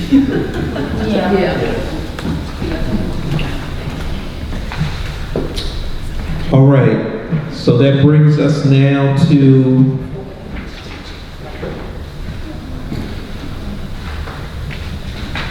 page 9, I'm sorry, the bottom of page 8. Please, I think that it should be as an independent. No. Wait, hold on. I'm so sorry. So under nominations and governance, it already says coordinate evaluation processes to measure commission performance. Okay. So then let's scratch, because usually that does go under governance. Okay, so we're going back to page 6 and we're taking out and commissioner performance. Yeah, that's already in the governance. Because it is already existing on page 8. Yeah, I guess to address the committee, what I was initially talking about was making sure who's going to evaluate the executive director and the staff. That's executive. So the staff is evaluated by myself. Yeah, and then director. Right, and then the executive committee, under the recommendations of the chair and vice chair referral, the executive committee will develop the evaluative metrics for the executive director. And who performs the evaluation? That would be under the chair and the vice chair, Okay. with the recommendation of the executive committee. Or how do we, No, that's fine. I just wanted to make sure it was in there somewhere. Yeah. That's a question someone would ask. Correct. But maybe for good measure, if you wanted to read the nominations and governments just one more time.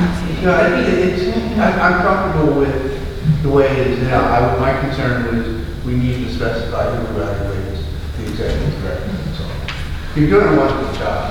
Oh, yeah.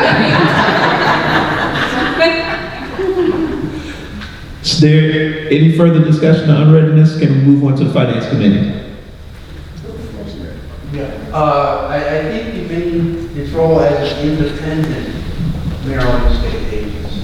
Where are you now? Second line under Finance Committee. It's the spelling. Spelling. It's independent. Okay, it shall be the function of this committee to be familiar with the operation of the commission and its role as an independent Maryland state agency. Remove Lugosi's language to recommend budgetary action and to develop ongoing political influence necessary for the health of the commission and its programs, and to seek sources of financial support through grants from all sources. The Finance Committee's responsibilities shall include, but are not necessarily limited to, oversee BDTM Foundation and Commission accounting practices and procedures, conduct quarterly meetings with the Commission Director and CFO, attend the monthly meeting of the BDM, not yet official, T Foundation. Is there any discussions, concerns, or unreadiness? Could we cut one of the sources from the last sentence? I think that might be redundant.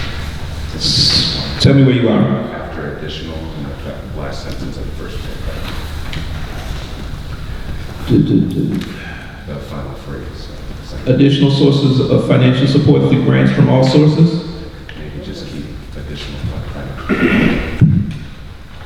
So you want to stop the sentence at financial support? Just cutting sources after additional. Additional sources of financial support. So it will read, and to seek additional financial support through grants from all sources. Any other concerns? Unreadiness? Okay, moving on to page 9. Advisory, this was your concern, Commissioner Morrison, advisory and inter-organizational committee. There shall be an advisory and inter-organizational committee composed of commissioners and non-commissioned members such as former commissioners, young people, and selected community partners. It shall be the function of this committee to identify, explore, and develop cooperative relations with other groups and organizations working in the areas of African American history and culture. The Interorganizational Relations Committee's responsibilities shall include, but are not necessarily limited to, coordinate an annual conference program and/or symposium and endeavor to align thematically with an annual theme, advise on legislative advocacy and priorities. Do we want the Asala theme in there specifically? No. No? Okay. Everyone is okay with this? Yes. Commissioner Amen? Just a quick comment from the first sentence as we detail some of the non-commissioners. Young people as a demographic category, it just seems very specific versus members of the public in good standing or something along those lines. Well, could we seek out, like, junior commissioners or? Yeah. Are we okay with members of the general public? Because I think we're not excluding senior citizens or any other demographic age set for that matter. And we always have discretion to use policy. I do think we should be, to that point, intentional, maybe be a little specific, because I think maybe youth to senior individuals or something like that, because if How about if we say members of the general public, specifically youth? No?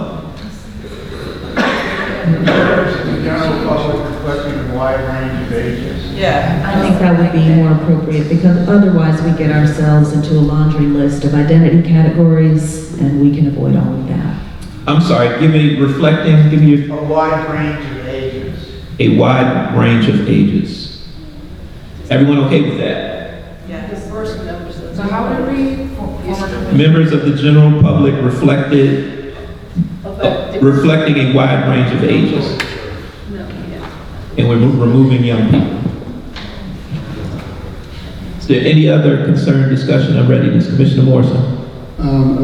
Back to my original question from before, I'm curious about why the annual conference goes and the programs and symposiums go in this committee as opposed to the historical committee. Why is the annual conference programs and symposium put into this particular committee as opposed to the historical committee? I know that the spirit of it is that we're collaborating with other organizations.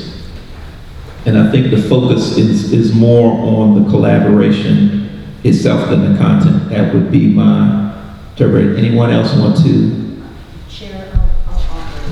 That was a suggestion that I had put forth based on the previous composition of the Historical Communications Committee. It would only be internal to the commission itself.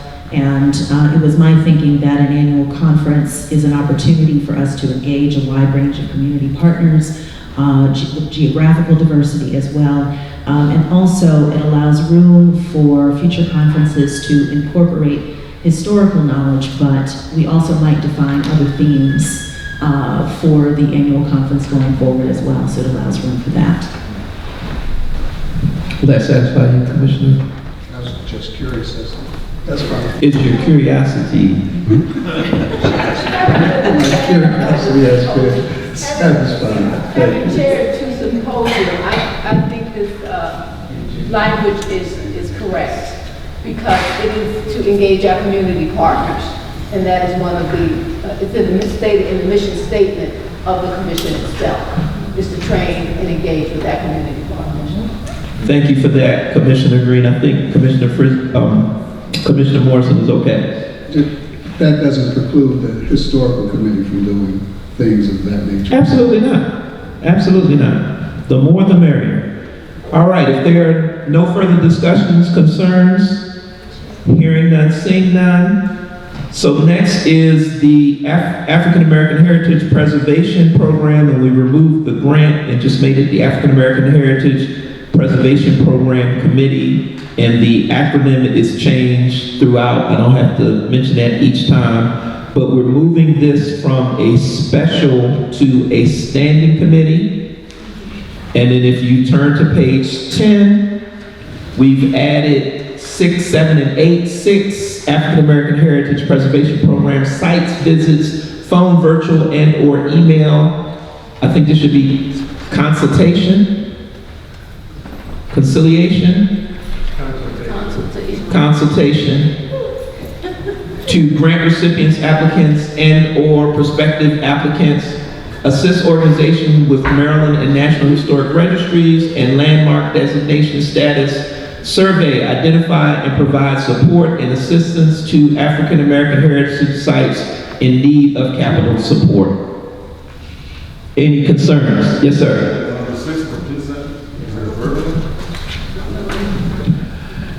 African American Heritage Preservation Program, site visits, phone, virtual, and or email consultations.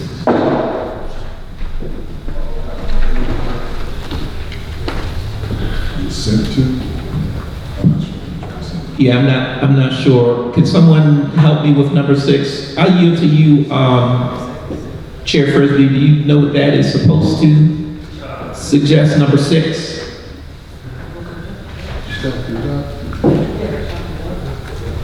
I think what it refers to in practice is that periodically we run, I've done several times, run into people and I suggest to them that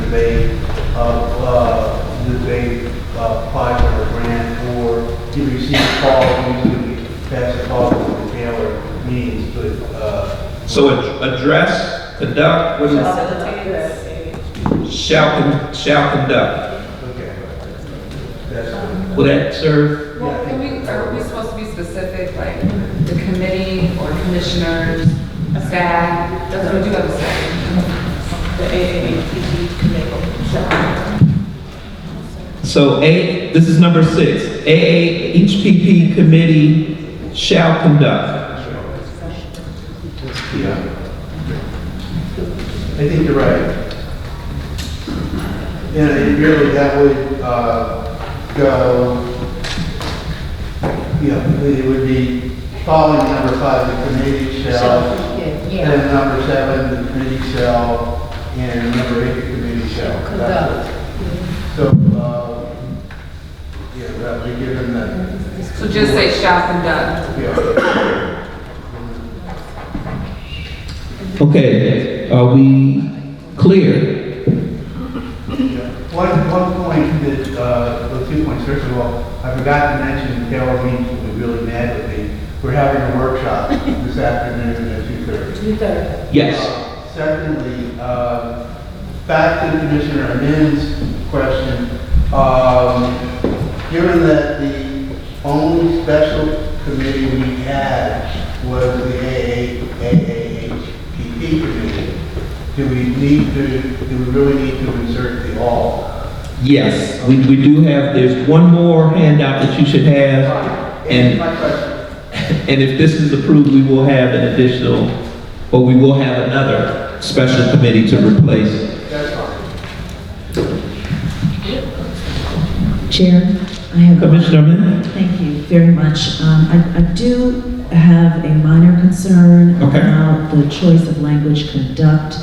The site visits, I won't go in deep elaboration, but I'm on this committee and I have raised some concerns about our protocols for site visits in the interest of equity and fairness, since we don't have the capacity to accommodate all of the site visit requests that come our way, and I have some concerns about unintentional bias infused into our decision-making process. I very much support the conduct of site visits, but perhaps until we devise a protocol, my recommendation would that this language indicate that we will coordinate with Maryland Historical Trust on the conduct of site visits. I think that's fair, because one of the issues before the committee is to address that and to have more than one commissioner evaluate. Also, there's always a sense that a site is getting support from home commissioners, and we have to address that. Is this, your comment is received, is this something, Commissioner Amen, that can be addressed within the committee as opposed to hearing about I us? think so. I did want to broach it if we thought that the language of conduct created a clear responsibility on the part of commissioners to go physically on site visits. But they don't necessarily have to go on site visits to their own county or city. So my question is around the same thing, the shall part. Saying shall, does that mean that's something that we do, or should we remove the shall conduct these things? Shall we say, or just have conduct? The language would then say must. Shall when possible? Okay, just for clarification. The shall is the correct term, nice one. Well, I think, because to the extent we don't do, to the extent we don't, somebody doesn't go there, we see pictures, we also look at it virtually. So, none of these applications are approved or disapproved sight unseen. Can we, instead of saying all of this, because I see where it gets a little tricky, because what we don't want to see happen is commissioners giving individual bias support to organizations, either by phone, email, when really they should receive the oversight and support from the grant staff. So how about support AHPP grant recipients, applicants, and or prospective applicants, or in collaboration with AHPP staff, support AHPP grant applicants, recipients, or prospective applicants. And because that support part is really what would be kind of outlined within the committee under the purview of the grant staff. Does that make any sense? So make it a little bit more open, and then, because like you're saying virtual, Zoom, email, visits, it's like, we have to have the support of the grant staff to do these types of communications. Which raises the question, do we need 6? No, I don't think we do. So we're going to eliminate number 6 altogether? Everyone okay with that? An operational issue handled by the staff and the committee. So we're striking out 6 altogether. Is there any other unreadiness concern with this one? All right, and finally, the handout. And this is based on what our liaison to the Open Meetings Act, Commissioner Green, presented. So we would be creating a special conflict and resolution committee. Purpose of the Conflict and Resolution Committee is to recommend policies and procedures as necessary to accomplish a non-binding and voluntary mediation process for resolving disputes involving commissioners. A special committee may be created and appointed for a special, that's just a definition. Any concern with creating a conflict, and I don't think that's an option, is it? Based on the opinion, this is something we need to do. Yes, it's something we need to do, but that was one of the decisions that was made, or one of the recommendations that we made at that closed meeting. That's not coming from the No, open that's meetings. not coming This is from- within an that's- internal recommendation. What we decided to do to mitigate issues like that happening again. Okay. Then I would move that we establish a committee. The purpose of the conflict resolution committee is to recommend policies and procedures as necessary to accomplish a non-binding and voluntary mediation process for resolving disputes among MCAAHC commissioners. With the motion, then, if there's a second, we can discuss it. Second. Sure. I'm so sorry. I'm so sorry. Okay, you said amongst commissioners. It should say involving commissioners. I'm sorry. I'm sorry. I was attempting, again, the style of the minute you handle it. I was attempting to incorporate the second paragraph. So it's been moved and seconded. Is there any discussion? No one readiness? I'll take a vote. All those in favor? Those opposed, you have the same right? All right, that passes. But now I'd like to go back, and now that we've gone through everything, can I have a motion to approve all of the amendments that we've just discussed? It's been moved. Is there a second? There's no discussion, no unreadiness?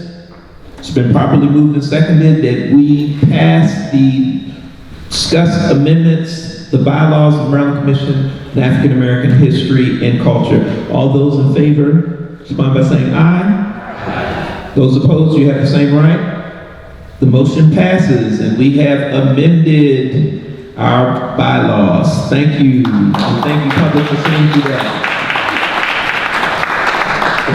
All right, we have 9 minutes remaining. Dougie Fresh only needed 6. I'm going to pass the microphone over to Commissioner Janice Curtis Green for the voting of vice chair and chair position.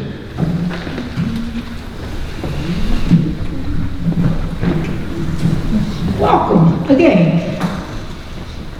We are now in the process of voting for a chair and a vice chair of the Maryland Commission on African American History and Culture. Are there any nominations for the office of vice chair at this time? I nominate Commissioner Brian Hart. Are there any further nominations for the office of vice chair? I nominate Commissioner Kali-Ahset Amen.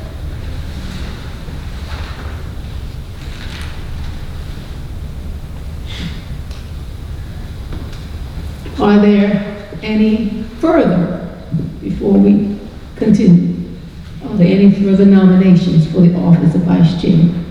Yes. Jalen Moni.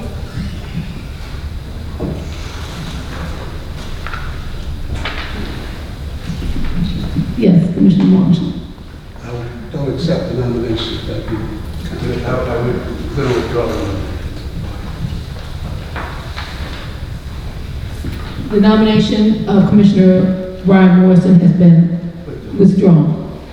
We have 2 members of the Maryland Commission, or commissioners on the Maryland Commission of African American History and Culture, whose names have been in nomination for the office of vice chair of this commission. Any further nominations? If there are no more nominations for the office of vice chair, we will close the nomination period to elect a vice chair. I move that we cast a unanimous vote. I'm sorry. I forget we have 2. Oh, you didn't mean unanimous, you meant anonymous. Yeah, okay. No, we cannot do that. That's why it's a public meeting. No more violations, people, no more violations. Nominees for the office of vice chair are Commissioner Kali-Ahset Amen and Commissioner Jalen Moni. Okay, here we go. Is it possible to do 2 vice chairs? I like the vice chairs. I like that a lot. Are we allowed? I don't know. I do not see that anywhere in our bylaws. People, why are you doing this to me?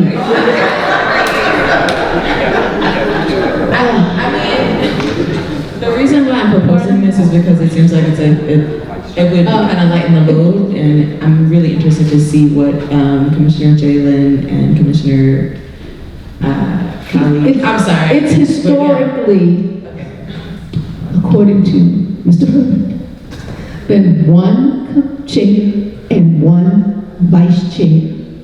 Is it, okay. All right. Historically doesn't mean that it's written in blood. But you're drawing blood from me today as the open meetings chair. Okay, I'm sorry. All right? Okay. But these are some really great picks. I do want that. I think that. And now that we have decided, according to the new bylaws that we just passed, that it is that the office of chair and vice chair are elected annually, and both Commissioner Amen and Commissioner Moni are brand new. They have 4 years. 1 year as vice chair, and hopefully the next year as chair, and the next one come along, who knows? We might get new commissioners that you might want to see what they can do. So I think we shall stay in keeping with what we have done traditionally before we find out that there was something written in a law somewhere a long time ago that said that we had to have one, and then we get another violation. And I ain't going through that again. Right? So, we will have to make a choice. A difficult one, I must say, because I think both of these are fine young people. Yeah, the bylaws don't suggest that we can do two. No, there isn't even a hint that there should be two. And we just passed those new bylaws. But that's where the Open Meetings Act is the Open Meetings Act. That's like procedures on. I know. The bylaws is an internal guide for the commission. I just want that out. Yeah, but I'm the one at Open Meetings Chair that you asked me to conduct this program, right? But we all work together. Yeah, okay. So now, Mr. Herbert has provided me with a list of all of the commissioners who are eligible to vote. There is, Mr. Herbert, just to be sure, and I'm sure by looking at the number of people here, that we do have a quorum. Yes, ma'am, we do. All right. So we're going to go forward, and this script that I have for doing this doesn't have anything in it, so I'm going to add it because we have 2 people now. So the vote, I'm just going to do this.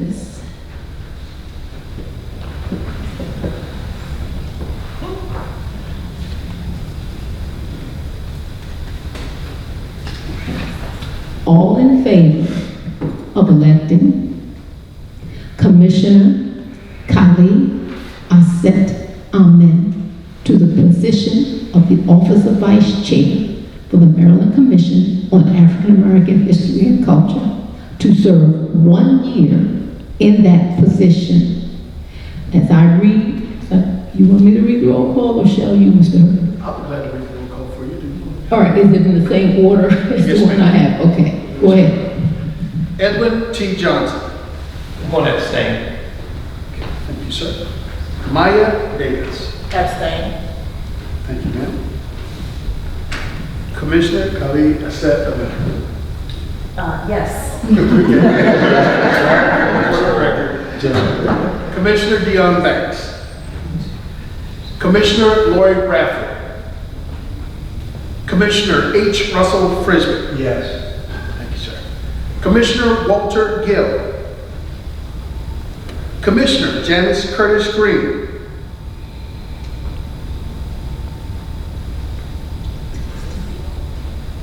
Yes. Thank you, ma'am. Commissioner Philip J. Merritt. Commissioner Jalen Money. Yes. Thank you, sir. Commissioner Brian Morrison. Yes. Thank you, sir. Commissioner Barbara Paycock. Commissioner Robert Patterson. Commissioner Ada Pinkston. Abstain. Thank you, ma'am. Commissioner Hakeem Tajani. Yes, yes, yes. Thank you, sir. Commissioner Reggie Turner. Abstain. Thank you, sir. Commissioner Eleanor Thompson. Abstain. Thank you, ma'am. Commissioner Kennedy Wilson. Yes. Thank you, ma'am. Commissioner Wellesley Wood. Okay.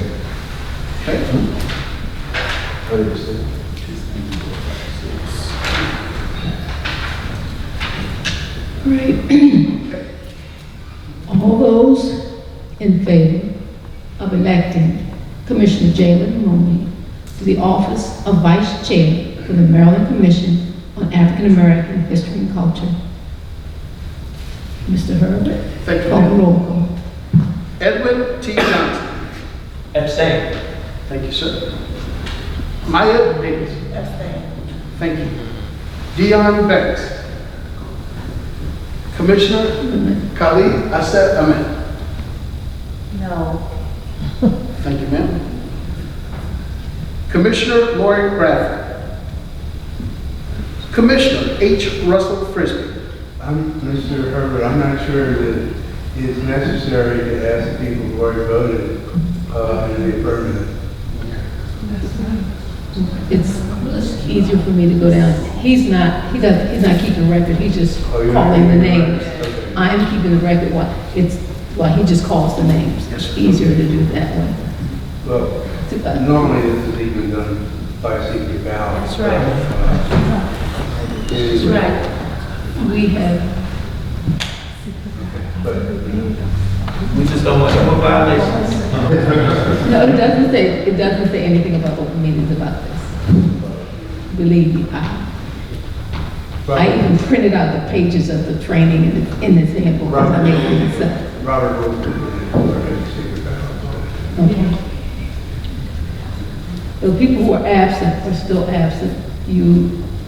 I can ask the people who abstained from the first vote, and that's all that's necessary. Okay.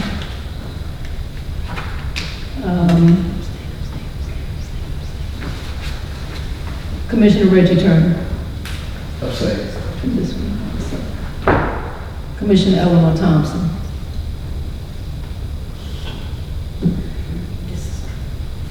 Abstain. Yes.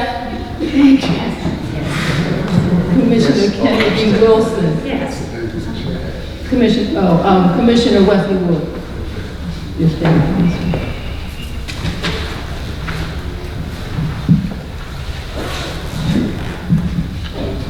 Now, hold.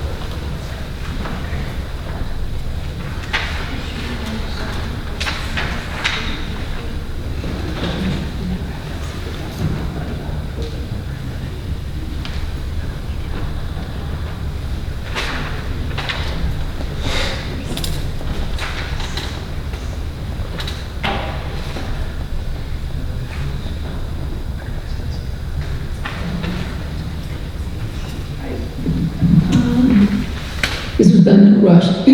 All right. For Commissioner Kali-Ahset Amen, we have, looks like it's 7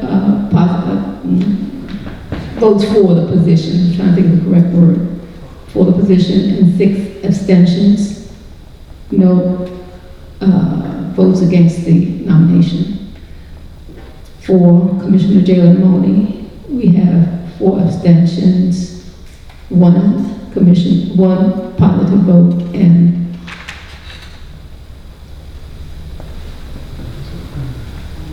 1 negative vote. So according to this, The majority of the votes have just elected Commissioner Kali-Ahset Amen as the Vice Chair for the Maryland Commission on African American History and Culture. Congratulations, Commissioner Amen.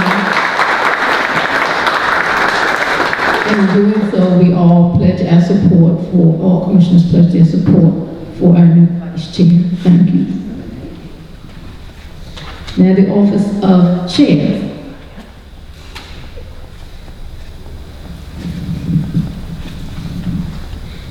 Are there any nominations for the office of Chair of the Maryland Commission on African American History and Culture? I'd like to nominate Maya Davis.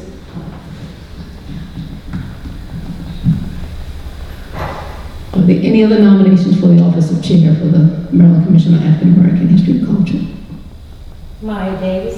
Well, we already have Maya Davis, okay? Everybody will nominate Maya Davis. Maya Davis. Oh, yeah, Maya Davis. You're making this a whole lot easier than the last one. If there are no more nominations for the office of Vice Chair, we will close the nomination period and proceed directly. That's right. It's been moved that we pass the unanimous ballot. Second. All in favor of that? I mean, can I get that motion second? Second. Who did that second? Morrison. I have these minutes done right. Okay. So we do not have to move any further. We just have to add, all in favor? Aye. All opposed? Since there's no opposition in casting a unanimous vote for the office of Vice Chair for the Maryland Commission on African American History and Culture, Maya Davis, you are now Chair. to Chair. What I said? Oh, Chair Maya Davis.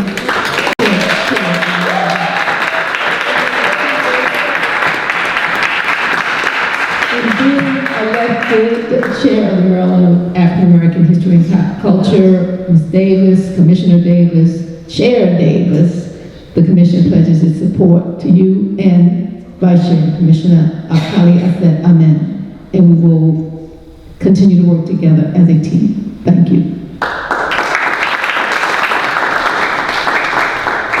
All right, thank you, Commissioner Green. So we have exceeded the 1 o'clock time limit by 7 minutes, so we will not have time to introduce all of the guests, but please take it upon yourselves to mix, mingle, network, exchange business cards. May I entertain a motion?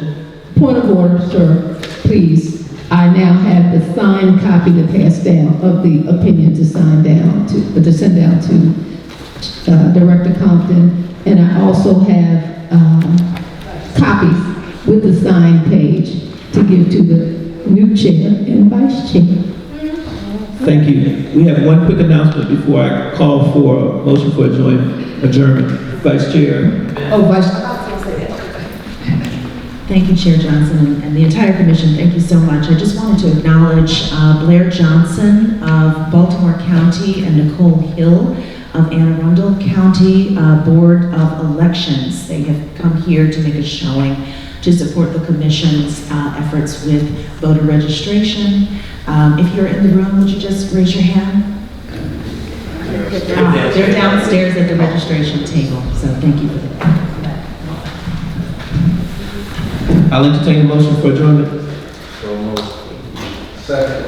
It's been properly moved and seconded. That was to Johnny and then Turner, that the June public meeting for the Maryland Commission on African American History and Culture be adjourned at 1:08 p.m. Thank you.